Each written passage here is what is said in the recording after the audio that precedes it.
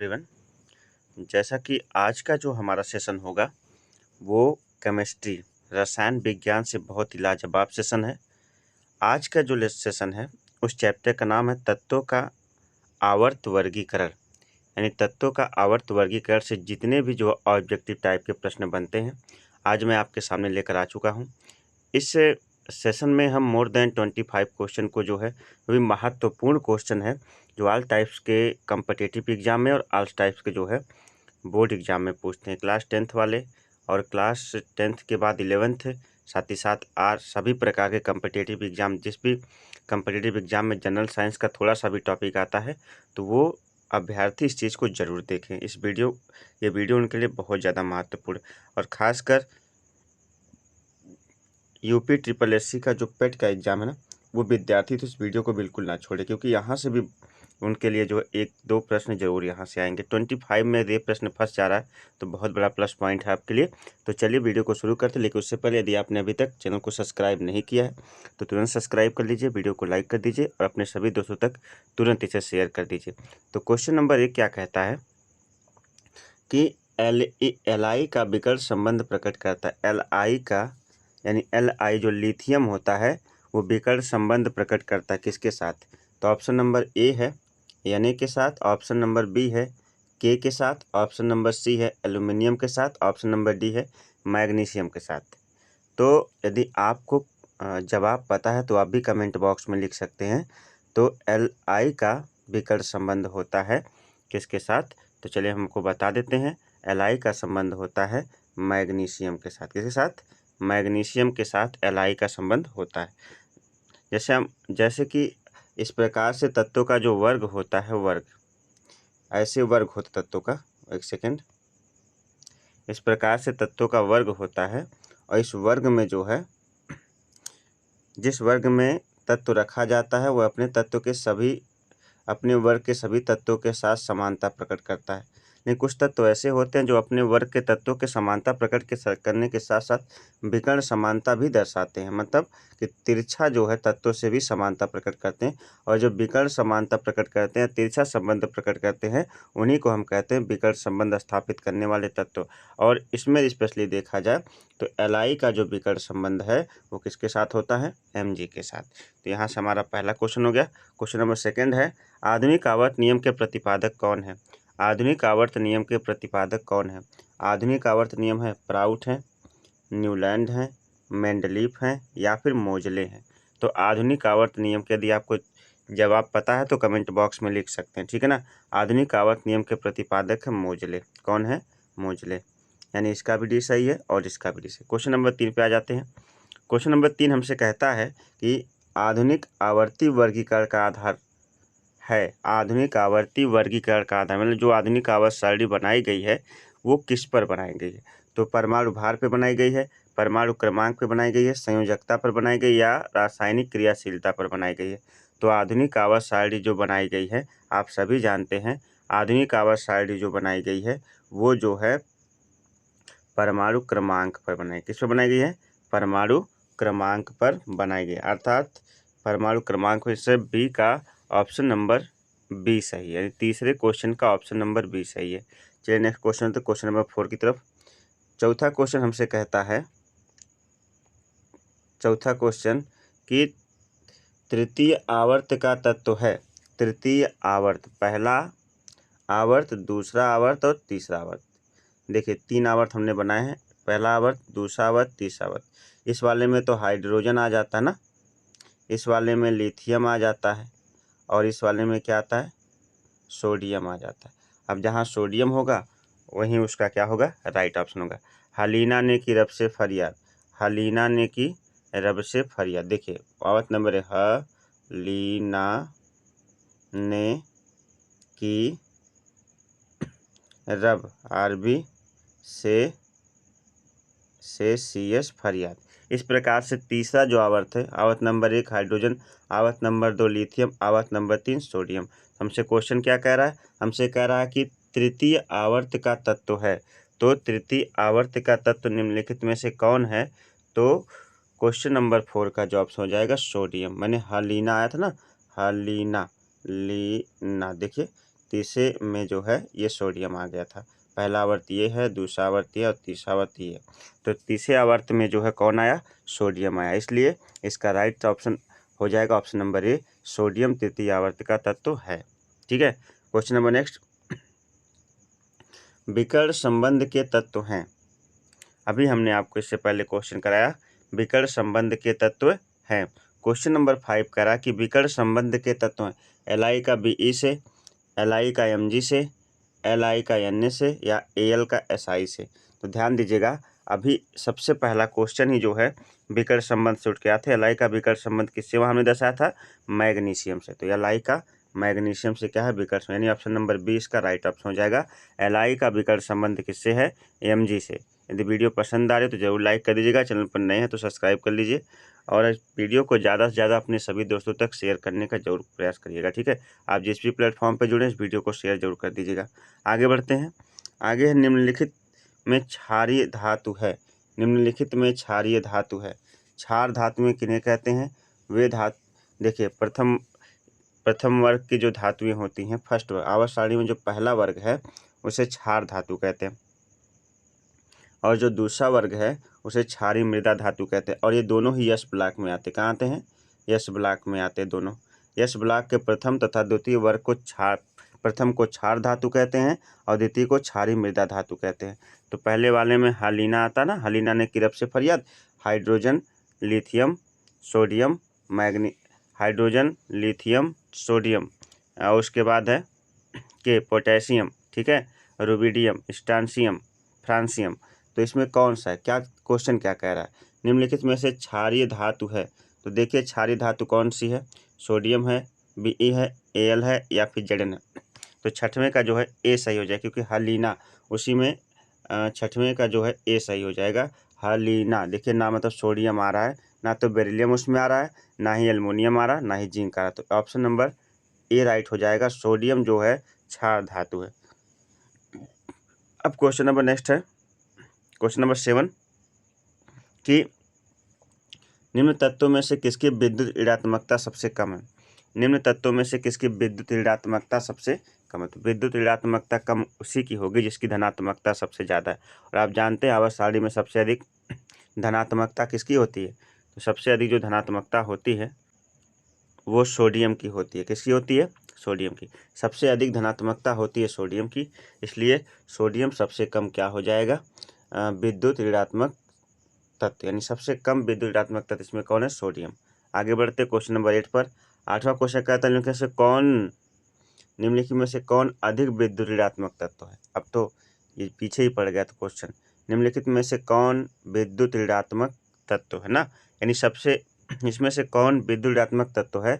देखिएगा, आयोडीन भी है, सोडियम तो धनावेशित है, मैग्नीशियम धनावेशित है। अभी आप ब्रोमीन और आयोडीन में से आपको चुनना है। अधिक पूछ रहा है, अधिक मतलब अधिक विद्युत ऋणात्मक तत्व कौन है? तो सबसे अधिक इसमें ब्रोमीन जो है सबसे अधिक क्या है इसमें? इन सभी में आयोडीन और ब्रोमीन में से आयोडीन अधिक विद्युत ऋणात्मक तत्व है। निम्नलिखित में से कौन उभयधर्मी ऑक्साइड है? निम्नलिखित में से कौन उभयधर्मी ऑक्साइड है? Na2O, MgO, Al2O, O3 या P2O5। इसमें से कौन उभयधर्मी जो है ऑक्साइड है? निम्नलिखित में से कौन उभयधर्मी ऑक्साइड है? तो जो एल्यूमिना होता है ना, एल्यूमिना जिसको आप बॉक्साइड कहते हो, वही उभयधर्मी क्या होता है? ऑक्साइड होता है। एल्यूमिना या बॉक्साइड इसी को कहते हैं उभयधर्मी ऑक्साइड। ठीक है, चलिए क्वेश्चन नंबर 10 पर आ जाते हैं। 10वां क्वेश्चन कहता ऑक्सीजन की संयोजकता है।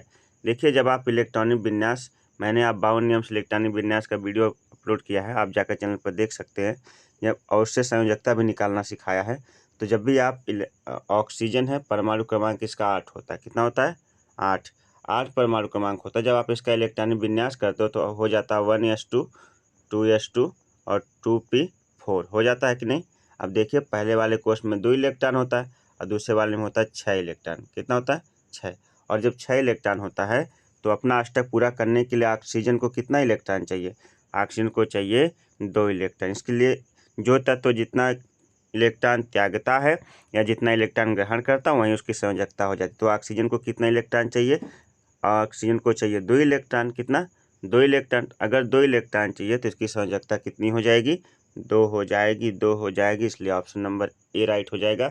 ऑक्सीजन की संयोजकता कितनी होती है? 2 होती है। ठीक है, चलिए क्वेश्चन नंबर 11 पर आ जाते हैं।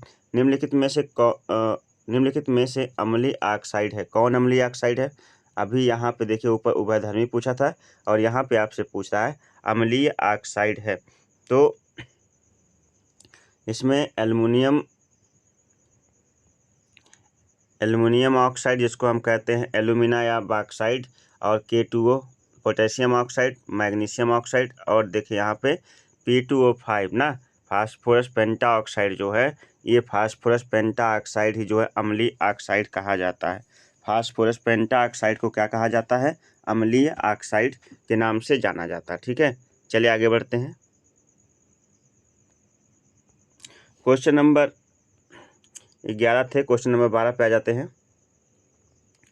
कह रहा है कि एक तत्व है, कोई तत्व है, तत्व यम, कैपिटल यम के क्लोराइड का सूत्र MCl2 है, इसके ऑक्साइड का सूत्र क्या होगा?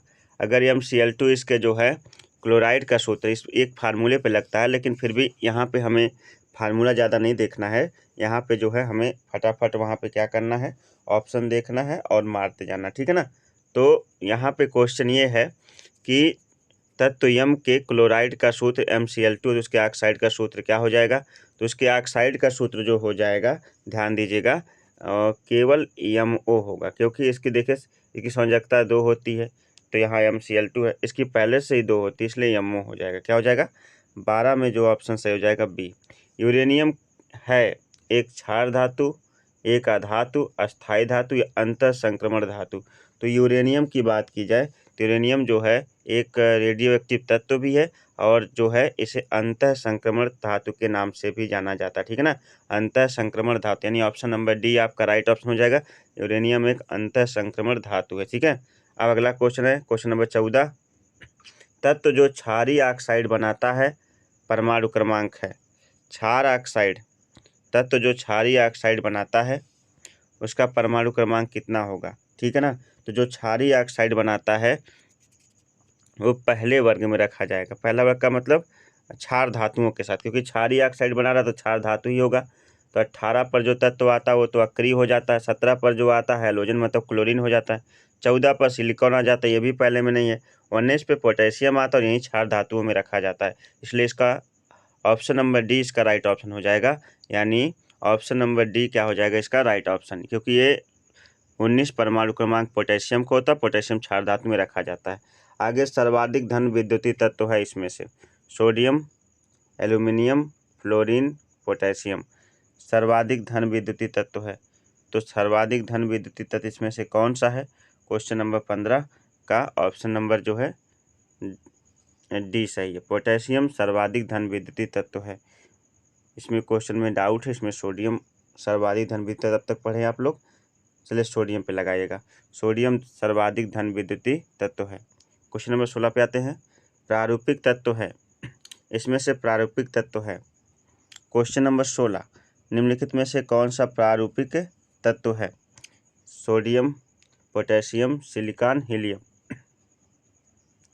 देखिए प्रारूपिक तत्व का मतलब ऐसा तत्व जो सबसे ज़्यादा धन विद्युतीय हो। तभी मैंने यहाँ बताया कि इसमें सोडियम सबसे अधिक धन विद्युतीय है ना, तो प्रारूपिक तत्व भी कौन हो जाएगा? सोडियम। क्वेश्चन नंबर 16 का ऑप्शन नंबर ए राइट है। ठीक है, उसके बाद है क्वेश्चन नंबर 17, निम्नलिखित में से कौन अधिक ऋण विद्युतीय ऋणात्मक तत्व है? अधिक विद्युत ऋणात्मक तत्व है, कौन इसमें से अधिक विद्युत ऋणात्मक तत्व है? Question number 17, neon, fluorine, argon, bromine, कौन सबसे अधिक विद्युत ऋणात्मक तत्व है? ठीक है, तो इसमें जो ऑप्शन हो जाएगा वो ऑप्शन हो जाएगा डी। कौन हो जाएगा? डी, यानी ब्रोमीन उसमें भी था और ब्रोमीन इसमें भी हो जाएगा। 17 का डी, ब्रोमीन सबसे अधिक क्या है? विद्युत ऋणात्मक तत्व है। ठीक है, आगे बढ़ जाते हैं, 18 क्वेश्चन पे आ जाते हैं। 18वां क्वेश्चन कहता है कि आवर्त सारणी में बाईं ओर से दाईं ओर जाने पर प्रवृत्तियों के बारे में कौन सा कथन असत्य है? प्रवृत्तियों के बारे में कौन सा कथन क्या है? असत्य। ए है तत्वों की धात्विक प्रकृति बढ़ती है, ये तो सत्य है। बी है संयोजकता इलेक्ट्रॉनों की संख्या बढ़ जाती है, भी सही है। सी है परमाणु आसानी से इलेक्ट्रॉन त्याग करता है, इसमें थोड़ा डाउट है। डी है इनके ऑक्साइड अधिक अम्लीय हो जाते हैं, ये भी सही है। यानी सी ऑप्शन इसका क्या हो जाएगा? सी ऑप्शन इसका राइट हो जाएगा, क्योंकि परमाणु आसानी से इलेक्ट्रॉन त्याग करते हैं। जब भी क्या होता है, अब आप जो है बाईं से दाईं ओर जाते हैं तो परमाणु आसानी से इलेक्ट्रॉन नहीं त्यागता है, ठीक है ना, वहाँ उसके साथ खुद ही इलेक्ट्रॉन कम होते चले जाते हैं। तो इसका मतलब है कि इसका ऑप्शन नंबर सी जो है राइट ऑप्शन हो जाएगा। उसके बाद अगला है क्वेश्चन नंबर 19। तत्व X, XCl2 वाला सूत्र वाला एक क्लोराइड बनाता है। X जो है XCl2 का एक क्लोराइड बनाता है तथा इसका गलनांक अधिक है। आवर्त सारणी में यह तत्व संभव किस समूह में अंतर्गत होगा? Question number 19। XCl2 सूत्र वाला एक क्लोराइड बनाता है जो एक ठोस है तथा जिसका गलनांक अधिक है। आवर्त सारणी में तत्व संभवतः किस अंतर्गत आएगा? तो आवर्त सारणी में तत्व जो आएगा, क्वेश्चन नंबर 19 है 19, तो ये है सोडियम, मैग्नीशियम, एल्यूमिनियम या सिलिकॉन। जो XCl2 का जो है क्या बनाता है? तत्व बनाता है, तो इसे MgCl2 होता है, क्योंकि AlCl3 बन जाएगा, NaCl2 बन नहीं सकता और SiCl2 बन नहीं सकता, AlCl3 बनेगा, यानी इसका मतलब MgCl2 बन सकता है। इसलिए इसका ऑप्शन नंबर बी 19 का राइट ऑप्शन हो जाएगा। ठीक है, चलिए क्वेश्चन नंबर 20 पे आ जाते हैं। इसके बाद लास्ट 5 क्वेश्चन बचे हैं। आवर्त 2 में पहला आवर्त तो ये है जिसमें आप हाइड्रोजन को पढ़ते हो, दूसरे में आप लिथियम को पढ़ते हो। उपस्थित बाह्यतम कोश होती है।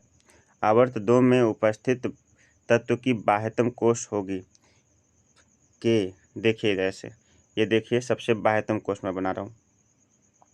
सबसे पहले ये के, ये देखिए नाभिक होता है, फिर ये के होता है, फिर ये एल होता है, फिर ये एम होता है, फिर ये एन होता है। इस प्रकार से 7 होते हैं। सबसे बाहर की ओर कौन सा होता है? तो सबसे बाहर की ओर जो होता है वो होता है के एल, दूसरा वाला कोश। कौन सा? दूसरा वाला कोश। ये नाभिक है तो इसको के बोला हमने, और फिर सबसे बाहर को दूसरा पूछ रहा है, दूसरा के बाद क्या आता है? एल आता है, यानी इसका ऑप्शन नंबर बी क्या हो जाएगा? राइट ऑप्शन हो जाएगा। ऑप्शन नंबर बी इसका क्या हो जाएगा? 20 का option number B right option, क्योंकि कोशों को K L M N O P Q से दर्शाते हैं। तो के बाद क्या आता है? एल, एल जो है दूसरा कोश हो जाता है आवर्त का, तो इसे एल से दर्शाते हैं। Question number 21। निम्नलिखित में से कौन सा तत्व द्वितीय समूह का सदस्य है? निम्नलिखित में से कौन सा तत्व द्वितीय समूह का सदस्य है? इसमें ऑप्शन लिथियम, मैग्नीशियम, बोरान और सिलिकॉन। निम्नलिखित में से कौन सा तत्व द्वितीय समूह का सदस्य है? द्वितीय समूह। अब समूह नंबर 1, समूह नंबर 2, ये इसको फर्स्ट समूह कहते हैं और इसको सेकंड समूह कहते हैं। तो इसमें द्वितीय, और पहले वाले में हलीना ने किरप से फरिया था, दूसरे वाले में Be beryllium, Mg magnesium, Ca calcium, ये सब द्वितीय समूह के तत्व हैं। Beryllium, magnesium, calcium. अब इसमें से कौन सा जो है, निम्नलिखित में से कौन सा तत्व द्वितीय समूह का सदस्य है? लिथियम है, मैग्नीशियम है, बोरान है या सिलिकॉन है? लिथियम, मैग्नीशियम, बोरान या सिलिकॉन। देखिए Be है, इसमें Mg है, Ca है, तो इसमें कौन कौन इसमें से? इसमें मैग्नीशियम है। ऑप्शन नंबर बी इसका राइट ऑप्शन हो जाएगा। निम्नलिखित में से कौन सा तत्व द्वितीय समूह का सदस्य है? तो इसका जो है बी राइट ऑप्शन हो जाएगा। मैग्नीशियम जो है द्वितीय समूह का सदस्य है। उसके बाद क्वेश्चन नंबर 22। Question number 22। आधुनिक आवर्त सारणी में इलेक्ट्रॉनिक विन्यास 2-8 में युक्त तत्व को आप किस समूह में पाते हैं? इसका परमाणु क्रमांक 10 हो जाएगा और इसे हम पाएंगे 2-8, मतलब अंतिम कोश में 8 इलेक्ट्रॉन है। जिसके अंतिम कोश में 8 इलेक्ट्रॉन होता है उसका बाह्य कोश पूर्ण रूप से भरा होता है, तो उसे जो रखा जाता है समूह नंबर 18 में रखा जाता है। 18 में जो तत्व रखे गए हैं वे सभी तत्व जो है अक्रिय हैं। कैसे हैं? अक्रिय हैं, जिसमें हीलियम है, नियान है, आर्गन है, क्रिप्टान है, जिनान है, रेडान है ना। ये सभी तत्व जो है वर्ग नंबर 18 या वर्ग नंबर 18 को शून्य समूह भी कहते हैं, इसमें रखे गए। अब ये सभी अक्रिय होते हैं। कैसे होते हैं? अक्रिय। इनका बाह्य कोश पूर्ण रूप से भरा होता है, तो इसलिए 2, 8 जो इलेक्ट्रॉनिक विन्यास है ये नियान का है। और नियान जो है वर्ग नंबर 18 में रखा गया अक्रिय गैस तत्व है। ठीक है, आगे बढ़ जाते हैं क्वेश्चन नंबर 23 पर। क्वेश्चन 23 पर आ जाते हैं। क्षारीय धातुएं हैं। प्रथम वर्ग की जो हाइड्रोजन है, लिथियम है, सोडियम है, मैग्नीशियम नहीं है, सोडियम है, पोटेशियम है,